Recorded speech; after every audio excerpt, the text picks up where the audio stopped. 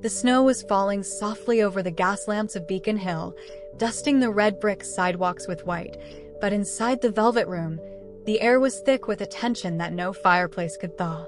Amara shifted slightly in the plush velvet booth, her hand resting instinctively on the high curve of her stomach. 8 months pregnant.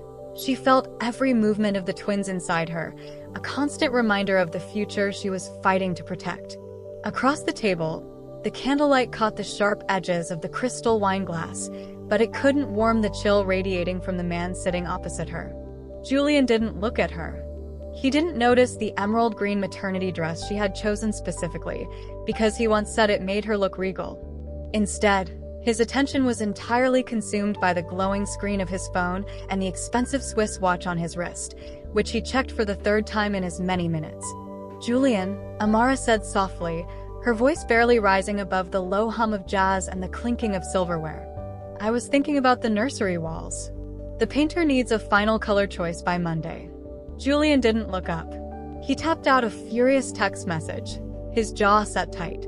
"Do whatever you want, Amara," he muttered, finally locking his phone and shoving it onto the white tablecloth with unnecessary force. "I have bigger things to worry about than paint. We have a guest arriving any minute, and I need this to be perfect." Amara fell silent, her fingers tracing the condensation on her water glass. She remembered the day she signed the checks to start his firm, a secret she kept hidden to protect his fragile ego, and wondered if the man sitting before her even remembered who had laid the bricks for the pedestal he stood on. A young waiter, looking no older than 20, approached their table with a pitcher of iced water. His name tag read Leo, and his hands were shaking slightly under the pressure of the frantic Thanksgiving Eve rush. As he reached over to refill Julian's glass, the silver tongs in his apron pocket clinked sharply against the rim of the crystal goblet. The sound rang out like a gunshot in the intimate booth. Julian snapped immediately. "Watch it," he barked, causing heads at nearby tables to turn. "Do you know how much this suit costs? Are you incompetent or just blind?" Leo's face turned a deep shade of crimson, his knuckles white on the pitcher handle. I'm so sorry, sir. It won't happen again." "It certainly won't," Julian sneered, picking up his napkin as if the air around the waiter was contaminated. Amara intervened before he could summon the manager. She caught Leo's eye and offered him a warm, steady smile that seemed to anchor him back to reality. "It's quite all right, Leo," she said, her voice calm and authoritative in its gentleness. "We're just all a bit eager for the holiday. Take a breath."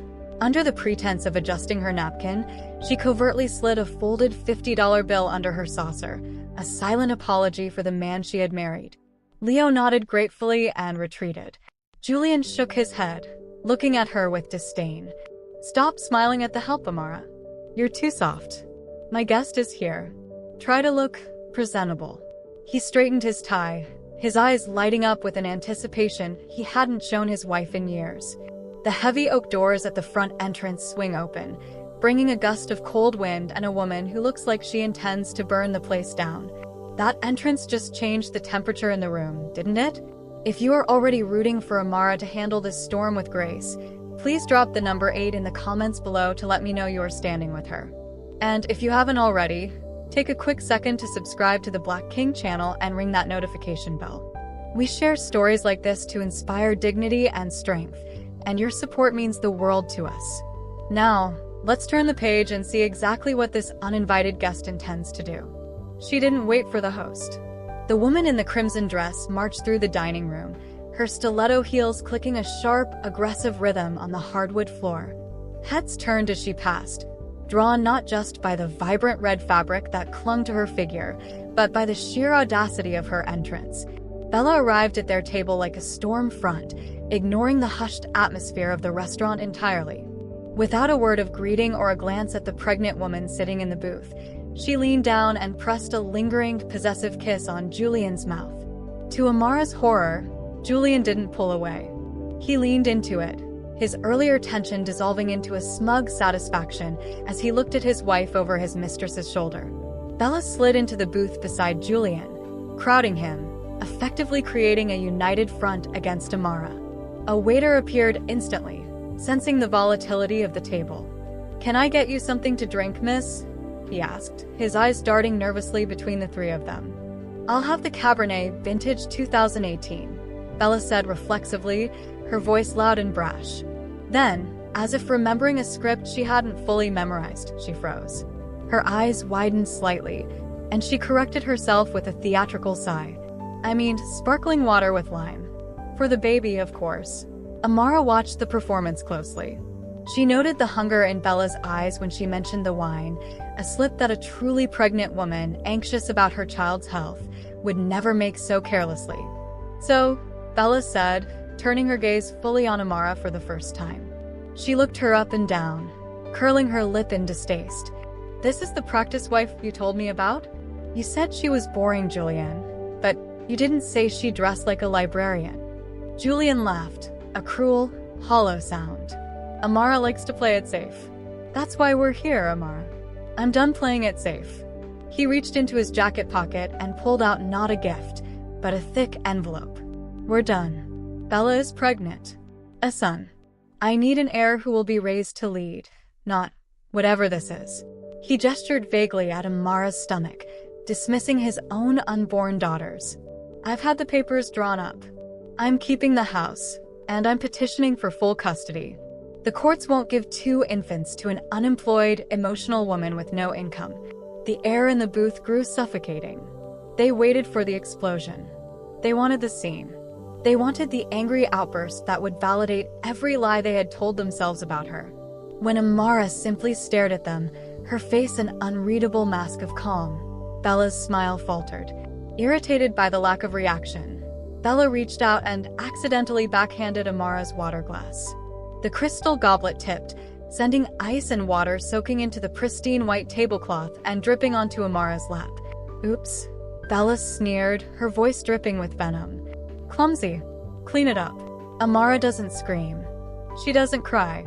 She slowly places her napkin over the spill, stands up with the grace of a queen, and whispers, "Excuse me for a moment." The silence Amara left behind at the table was heavier than any scream could have been, a vacuum that sucked the air out of the conversation and left the 2 conspirators exchanging uneasy glances. She walked steadily toward the back of the restaurant, her spine straight, ignoring the curious whispers of other diners who had witnessed the spilled water. She pushed open the heavy door to the ladies' restroom and let it swing shut behind her, sealing out the noise of the jazz and the clinking cutlery. The room was empty, a sanctuary of bright lights, polished marble, and the faint scent of lavender soap. Amara moved to the farthest stall and locked the door. Only then did she allow her shoulders to drop. She leaned back against the cool wood, taking one deep, shuddering breath. Her hands were trembling, but as she looked at them, she realized it wasn't from fear or heartbreak. It was pure, cold adrenaline. She moved to the sink and stared at her reflection in the gilded mirror. The woman looking back wasn't the boring librarian Julian had mocked. She was the daughter of a legacy, a woman who had silently steered her family's empire while letting her husband play CEO. She placed a protective hand over her baby bump. He thinks he built this life, she whispered to the twins, her voice gaining strength. He thinks he owns the roof over our heads. It's time to remind him who paid for the bricks. She reached into her clutch and pulled out her phone. She didn't call her mother to cry. She didn't text a friend for sympathy. She scrolled past those names and tapped on a contact saved simply as Sterling A. The phone rang once, twice. On the 3rd ring, a gruff, familiar voice answered. Amara? Is everything all right? It's Thanksgiving Eve. Amara's voice was ice cold, stripped of all emotion. Mr. Sterling, I need you to execute Protocol 19 immediately. The morals clause. There was a brief, stunned silence on the other end of the line.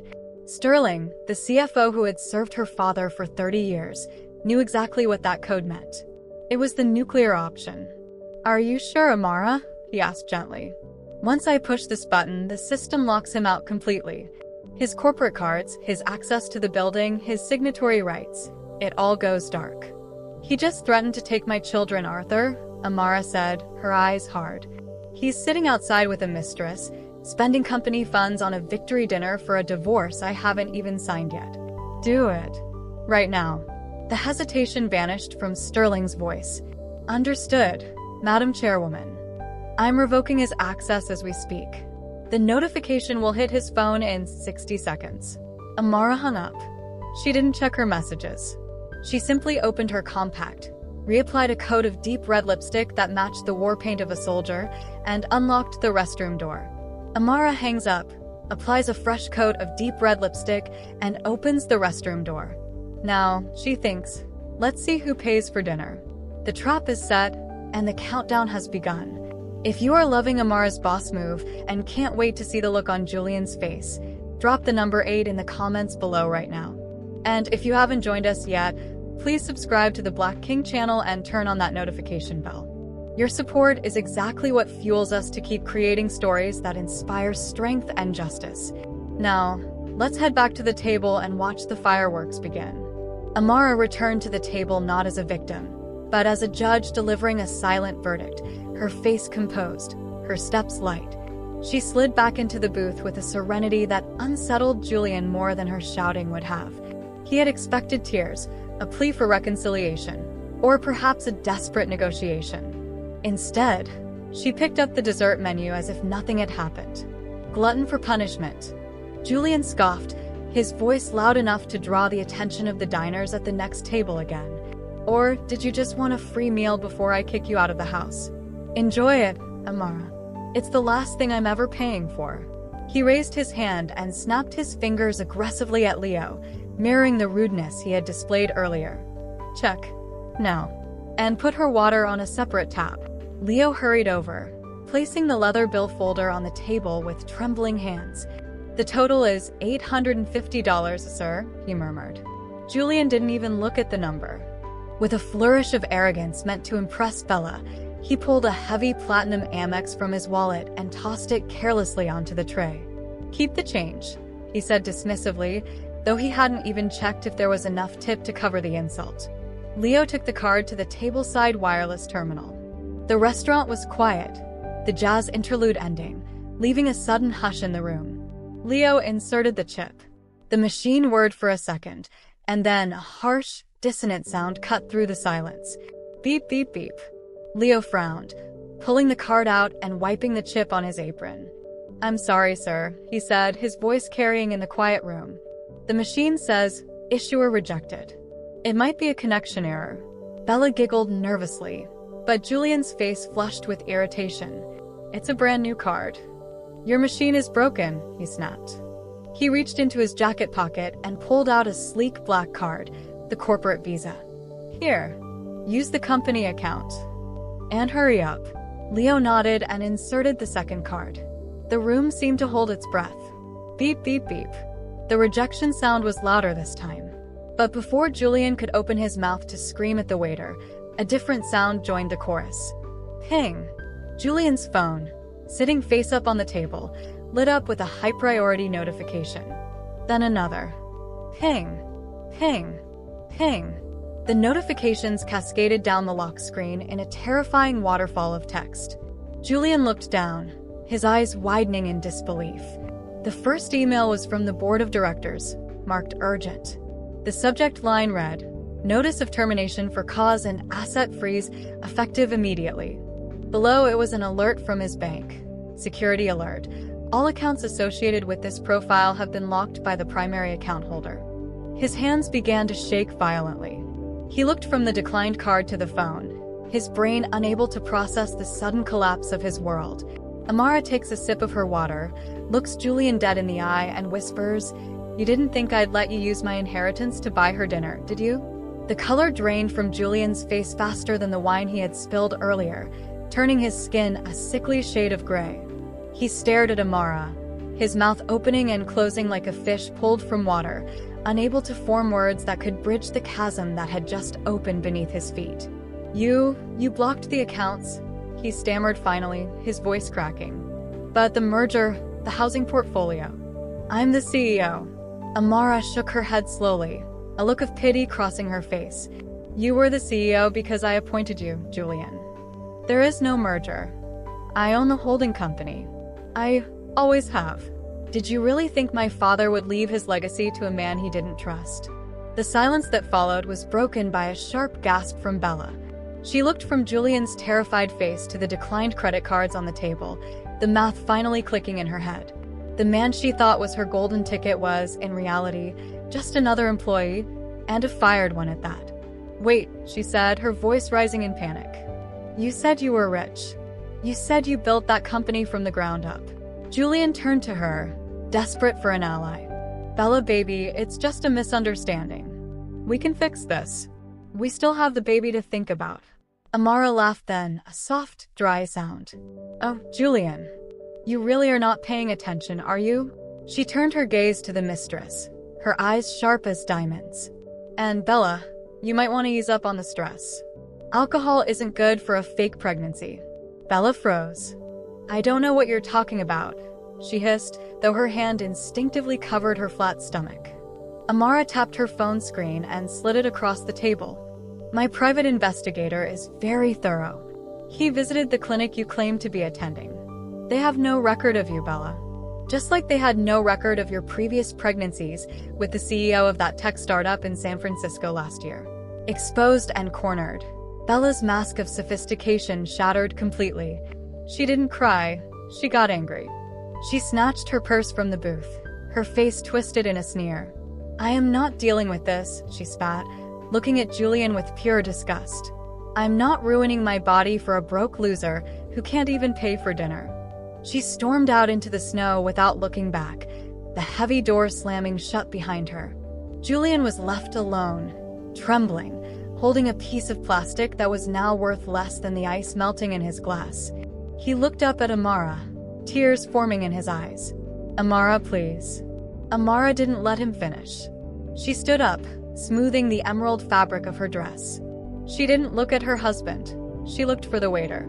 Leo was standing nearby, trying to look invisible, holding the bill that Julian couldn't pay. Amara walked over to him, opening her clutch. She ignored the outstanding bill for the meal she didn't eat. That was Julian's debt to work off in the kitchen if need be. Instead, she pulled out a crisp $100 bill. Amara hands Leo a crisp $100 bill from her own clutch. "For your trouble, Leo. And for handling the trash with grace." She walks out, leaving Julian to explain himself to the manager. The bitter winter of Boston eventually melted away, revealing the tender green shoots of a new beginning in the public garden, just as the snow had washed away the gray slush of a painful memory. It had been 6 months since the night at the Velvet Room, 6 months since the single phone call that had surgically removed the toxic weight from Amara's life. She walked along the winding path near the lagoon, pushing a double stroller with the easy rhythm of a woman who had found her footing. The air smelled of blooming tulips and fresh earth, a stark contrast to the suffocating scent of expensive wine and deceit that had once defined her marriage. Inside the stroller, her twin daughters cooed at the sunlight filtering through the willow trees, two healthy, happy miracles who would never know the chaos their mother had shielded them from. Amara sat on a bench facing the swan boats, watching families drift by on the water. She looked radiant, the stress lines that had once etched her forehead completely gone. She was no longer hiding her light to make a shadow feel like a sun. She was simply herself. As she adjusted the blanket over one of the babies, a movement on the nearby path caught her eye. A man was walking slowly, his shoulders hunched against a breeze that wasn't there. He wore a coat that looked 2 sizes too big and fraying at the cuffs, a far cry from the bespoke Italian wool suits that used to define his identity. It was Julian. He looked older, tired, the arrogance scrubbed from his face by the harsh sandpaper of reality. He was carrying a stack of flyers, perhaps for a delivery service or a local sale, a job that required humility he had never possessed before. He stopped when he saw her.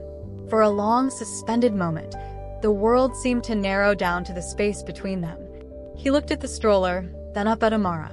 There was a flicker of movement in his posture, a step forward, perhaps an impulse to beg, to apologize, or simply to hear his own voice acknowledged.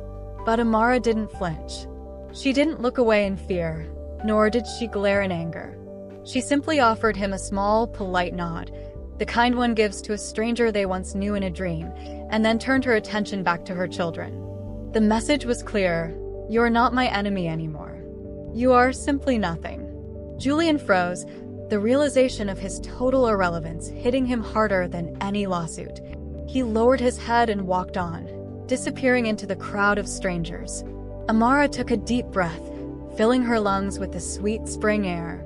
She reached down and let her daughter's tiny hand wrap around her finger, marveling at the strength in such a small grip. She had kept her fortune, yes, but more importantly, she had kept her soul intact. She whispered to her daughters as the sun warms their faces, "Kindness is a gift, my loves. But dignity is a shield. Never drop it."